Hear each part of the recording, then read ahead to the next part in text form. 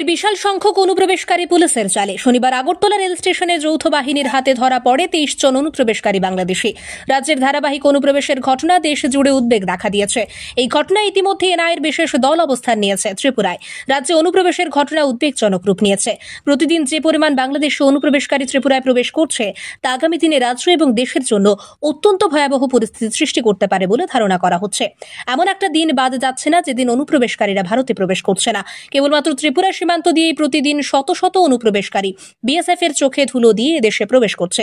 তার একটি ছোট অংশ কেবল ধরা পড়ছে জিআরপি, আরপিএফ এবং স্টেশনে কর্মরত গোয়েন্দাদের নজরদারিতে। বাকিরা অনায়াসে পাড়ি দিচ্ছে নিজ নিজ গন্তব্যস্থলে।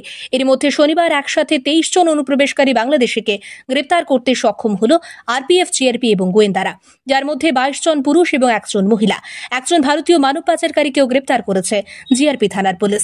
রবিবার জিআরপি থানার ওসি তাপস দাস সংবাদ মাধ্যমের মুখোমুখি হয়ে জানান, আমরা গতকালকে বিকালবেলা প্রায় 2টার দিকে একটা খবর আসে যে একটা হিউজ কোয়ান্টিটি বাংলাদেশি ন্যাশনাল আমাদের আগরতলা রেল স্টেশন হয়ে দূরপাল্লা ট্রেনে যাবে।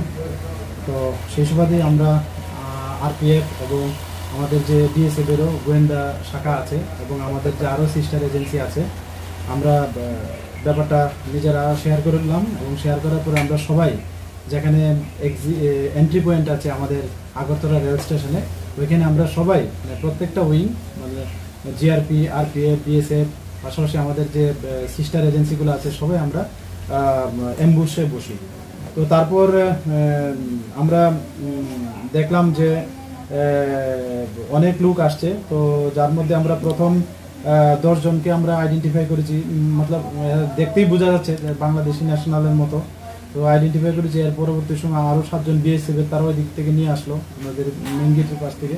তো এভাবে আমরা টোটাল 23 জন বাংলাদেশি লোককে আমরা আটক করেছি এবং গতকালকে এ নিয়ে আমরা একটা আগরতলা জিআরপি থানাতে মামলা গ্রহণ করি, কারণ তারা সবাই অবৈধভাবে আমাদের ভারতে ভূখণ্ডে প্রবেশ করে এবং তারা সবাই একে একে বলছে যে তারা চেন্নাই যাবে কাজের সন্ধানে, এরকম বলছে। তো যাই হোক, আমরা এই সুবাদে একটা মামলা নিয়েছি এবং এটা তদন্ত শুরু হয়েছে। তো আজকে তাদের আগরতলা মহামান্য আদালতে প্রেরণ করা হচ্ছে এবং পুলিশ রিমান্ডও চাওয়া হচ্ছে। তো যে আইনের কথা বলছেন, হ্যাঁ, আমাদের যে নতুন বিএনএস আছে ওই দ্বারা মতো ওই কেসে অ্যাড করা হয়েছে, পাশাপাশি ফরেনার অ্যাক্ট আছে এবং ইন্ডিয়ান পাসপোর্ট অ্যাক্টও এটার মধ্যে আছে। ঠিক আছে। গোয়েন্দা সূত্রে খবর, এসব অনুপ্রবেশের পেছনে রয়েছে একটি বড়সড় আন্তর্জাতিক সন্ত্রাসবাদ চক্র। মূলত গজওয়া হিন্দের অন্তর্গত একটি বিশেষ সন্ত্রাসবাদী গোষ্ঠী ভারতের মধ্যে তাদের প্রভাব বিস্তার করার উদ্দেশ্যে এই পরিকল্পনা হাতে নিয়েছে। এর সঙ্গে প্রত্যক্ষভাবে পাকিস্তানের সন্ত্রাসবাদের হাত থাকতে পারে বলেও অনুমান করা হচ্ছে। এই সকল অনুপ্রবেশকারীদের সঠিকভাবে জিজ্ঞাসাবাদ করা হলে সেখান থেকে অনেক গুরুত্বপূর্ণ তথ্য উঠে আসতে পারে বলে মনে করা হচ্ছে। আগরতলা থেকে প্রবীর দেববর্মার প্রতিবেদন, সত্যের খোঁজে 24 ঘন্টা।